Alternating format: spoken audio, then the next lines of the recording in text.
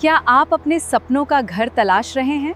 Shri Balaji tower Bainsla Buildcon द्वारा प्रस्तुत एक प्रीमियम, गवर्नमेंट अप्रूव्ड और रेरा रजिस्टर्ड रेसिडेंशियल प्रोजेक्ट, जहां शानदार लोकेशन, बेहतरीन सुविधाएं और हर दिन प्रकृति का खूबसूरत नज़ारा आपका इंतजार करता है। नेरल रेलवे स्टेशन से सिर्फ 5 मिनट की वॉकिंग दूरी पर। हर सुबह अपनी बालकनी से देखें खूबसूरत माथेरान का मनमोहक व्यू और खुली हवा का आनंद लें।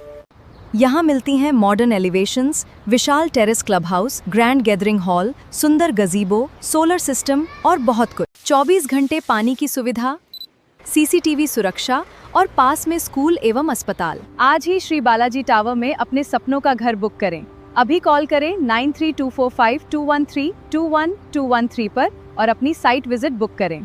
कर्जतच्या राजकारणात अनेक दशकांपासून प्रभावी राजकीय वजन असलेल्या लाड कुटुंबाने पुन्हा एकदा मोठी राजकीय चाल खेळली।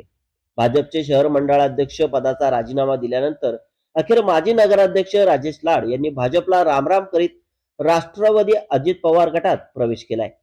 खासदार सुनील तटकरे यांच्या उपस्थितीत आणि जिल्हाध्यक्ष सुधाकर घारे यांच्या नेतृत्वाखाली सुतारवाडी येथील पक्ष कार्यालयात झालेल्या या पक्षप्रवेशामुळे कर्जतच्या राजकारणात मोठी खळबळ उडाली आहे।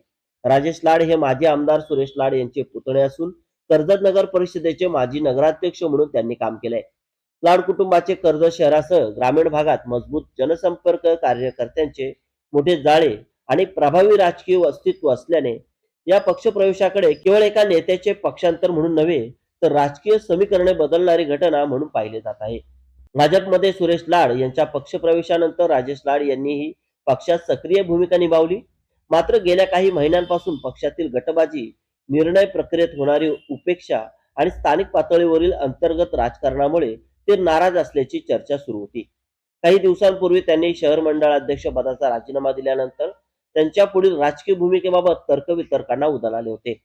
2026च्या कर्जत नगर परिषद निवडणुकीदरम्यानही राजेश लाड राष्ट्रवादीत जाणार असल्याच्या चर्चा रंगल्या होत्या। नगराध्यक्षपद आणि नगरसेवक पदाच्या उमेदवारीबाबतही लाड कुटुंबाचे नाव चर्चेत होते। त्यावेळी माजी आमदार सुरेश लाड यांनीही या चर्चेंना दुजोरा दिला होता। मात्र तत्कालीन राजकीय परिस्थिती आणि पक्षनिष्ठेमुळे तो निर्णय पुढे ढकलण्यात आला। अखेर आता राजेश लाड यांनी राष्ट्रवादी काँग्रेस अजित पवार गटात प्रवेश करीत नवे राजकीय वाट निवडली आहे। त्यांच्या प्रवेशामुळे भाजपला कर्जतमध्ये मोठा धक्का बसल्याची चर्चा असून राष्ट्रवादी काँग्रेसला स्थानिक पातळीवर मोठे संघटनात्मक आणि राजकीय बळ मिळाल्याचे मानले जात आहे। विशेष म्हणजे लाड कुटुंबाच्या पारंपरिक प्रभावामुळे आगामी स्थानिक स्वराज्य संस्था निवडणुकांमध्ये या पक्षप्रवेशाचे दूरगामी परिणाम दिसून येण्याची शक्यता राजकीय वर्तुळातून व्यक्त केली जात आहे।